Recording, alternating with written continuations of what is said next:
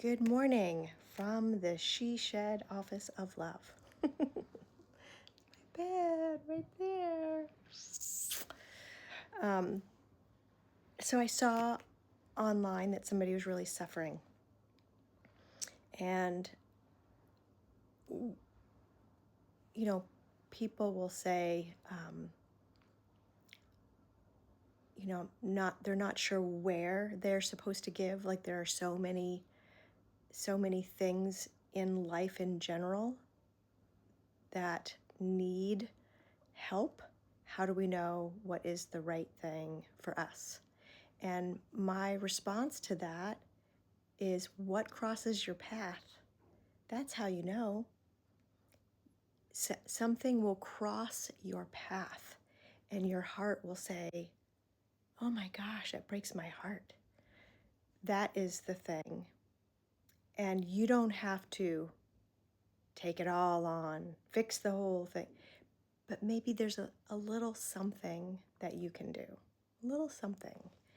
And so when I saw that someone was suffering from heartache, I wanted to, my heart ached, and I wanted to help.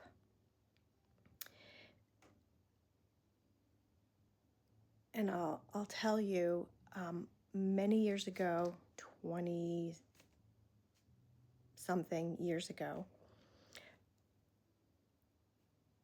I went to a place called the Meadows. It's in Wickenburg, Arizona. And the kind of people that go there it's a 5-week program. Pia Melody, who I admire, was running it at the time. I had been seeing a therapist that was Pia Melody trained, which is huge. Terry Reel's on the board of the Meadows, huge. When you've been in therapy as long as I have, you kind of know who's legit, and so this was big. And I checked myself in regarding panic attacks. I was like, man, I'm just so tired of them. I'm just gonna check myself in, and in a safe place, maybe there's a new medication that I can tolerate. So that's why I checked myself in. So because I wasn't there for any sort of chemical addiction, I had been sober since 1981. I didn't have to do the 3-day detox thing that some people have to do. But I got to watch other people slowly detox and then, come out of it. And I got to see people on bath salts at the time, and heroin and alcohol and Valium and lorazepam. That was crazy, like watching people come out of it. So there's big groups, and it's college level education on family dynamics, on trauma, on everything. And I was in the panic attack group, small group, big groups, people who are doing an outpatient, most people doing inpatient. So in my small group, I was seeing people come out of it, and this one guy in my group wasn't coming out of it. And he was like in group rocking, and I'm like, what drug is this guy on that he's still not in his own skin? Right? This, there are moments in your life that things just really, and this was one of them. It wasn't a drug. It was a relationship. He was jonesing. His fix was his romantic partner. He's physically going through all of this agony that doesn't get better with detox, with chemical detox, because it's a relational dependency.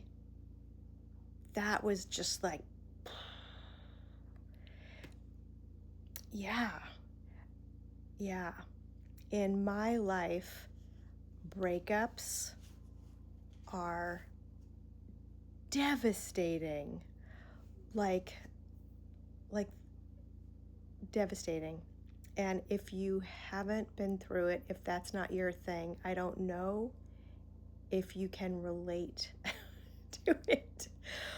But wow, it feels like you are dying. The world, the suffering is off the chart. It is worse than any physical pain. Seriously. Right? It takes so much work. So when I saw what this person was writing, and heartbreak, and just, it sort of reminds me, if you've ever taken swimming lessons or you've seen Navy SEAL training, when someone is in the water, or Coast Guard training, when someone is in the water and they're drowning, and they know that they're drowning, is it drowned or drowning? Drowning. They're not logical. They are in survival mode. And they will pull you under, trying to push you down so they can get another breath of air, so they can live. And it's that sort of frantic, somebody give me something to take away this pain. It's this desperation. It's this frantic call. Somebody do something with me. Somebody come over. What will ease my pain? What will ease my pain? What will end my suffering? Man, I am so glad. I am gonna get emotional. I am so grateful that I have done enough work over many, many, many years, many, many kinds of therapies, that, thank God, I wake up every morning comfortable in my own skin. I'm not waking up with night terror anymore. That is something, when you wake up in the middle of the night and you don't know where you are, and you feel like you're back in an awful situation. But this time you can feel it. This time you're having feelings, you're crying, screaming, hyperventilating, where before you were trying to survive it, and so you couldn't feel any of those things because they might kill you. So that's no fun, right? Waking, like, I'm so glad that I don't have night terrors anymore, or panic attacks anymore, or, you go to eat your breakfast and you can't swallow your food because the panic has constricted your throat where you can't swallow. And I remember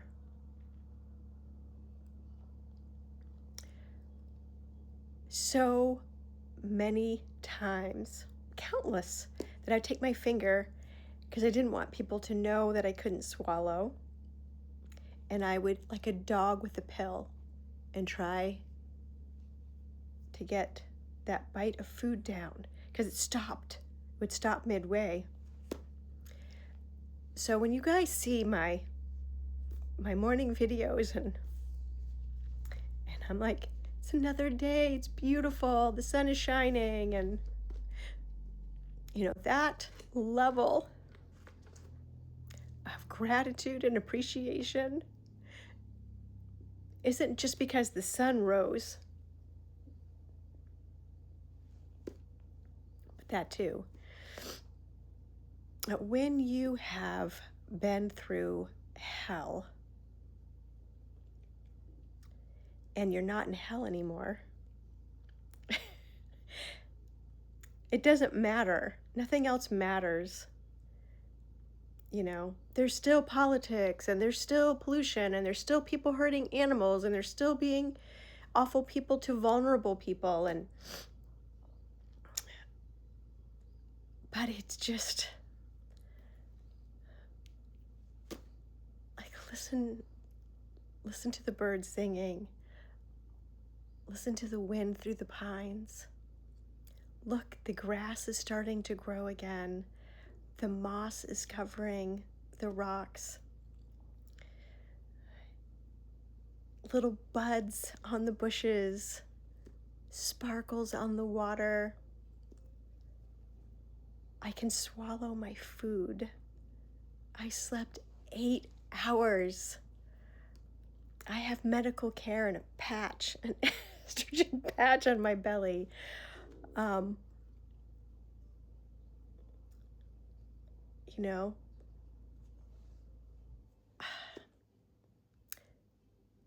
So when I saw this person suffering, I'm like, well,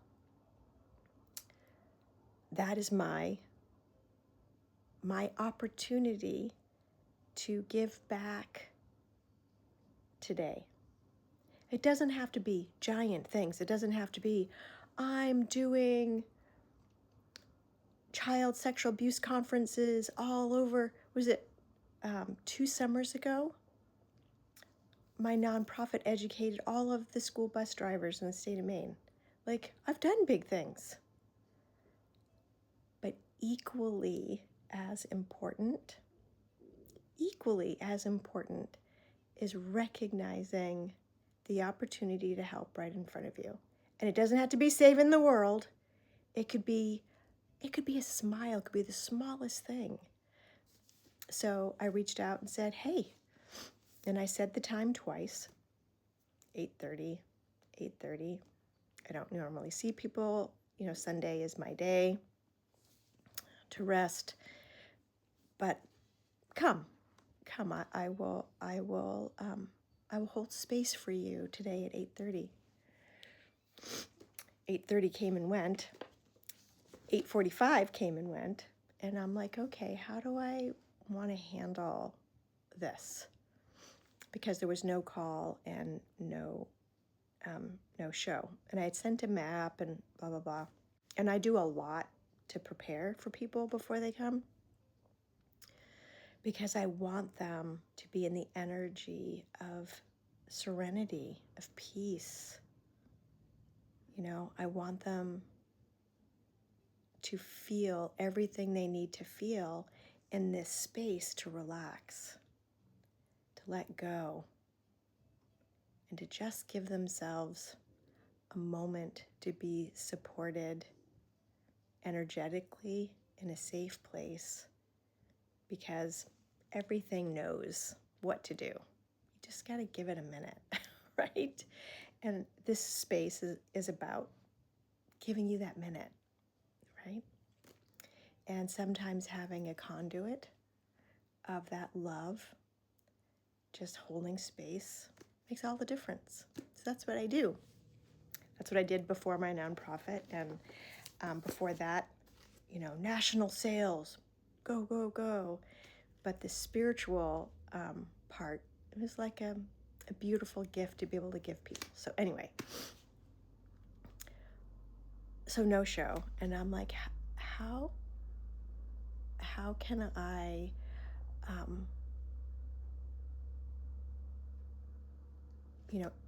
end this? What is the purpose for me being in here? And I was able to send the person some information, And I have plans with my mom, so, that's okay. And maybe all that person needed was to be invited. Because sometimes I don't get to do stuff with my friends because, I'm in bed at 7 o'clock. And one of my friends this week said, "What is wrong with you?"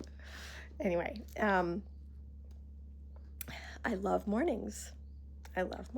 So maybe this person just needed to be invited. And maybe that was like what was needed. And maybe my resources was also what that person needed. And maybe because I'm here, I'm in this space, that happened, the memories came up, the profound gratitude and appreciation came up within me to share with you. Maybe it is you that needed this message today. And if it wasn't for that person, I wouldn't have done this particular message this morning. I have chosen to believe that there are no accidents in life. None. There are no accidents in life. So I'm not mad. It's okay. It's okay. My wish for you today is that you see the beauty around you. May your heart fill with gratitude and appreciation. May your eyes see the opportunity to be that change in the world, that helper that Mr. Rogers' mother told him about. That helper in some small way. Sometimes all I do is like pray for a person. That's it. I have this one lady, Cynthia. I've never met her in real life, but she has blessed me with prayer. Sometimes she even messages me and voice records this amazing, perfect, right on prayer. What a blessing. What a blessing. So sometimes I just like send love to somebody. Sometimes I partner with a philanthropic friend and we buy a woman in need a washer and dryer, which we did last month. Maybe it is giving somebody space here to feel. Maybe it's a book, maybe it's a card, maybe it's a text message. But may you have eyes to see the opportunity that you have to put that karma out, put that help, that goodness, that generosity, that humor, that love out in the world, to be that light out in the world.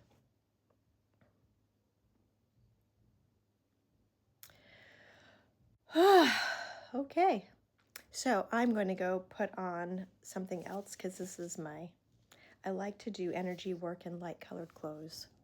So I'm going to change my clothes. My mom called last night and said, "Hey, I'd like to come over and spend the night." So I'm going to do a couple chores in preparation for her coming. And then I'm going to go get my mommy and bring her here and enjoy this beautiful day. Yeah. And I wish the same for you. Happy Sunday. Happy Sunday.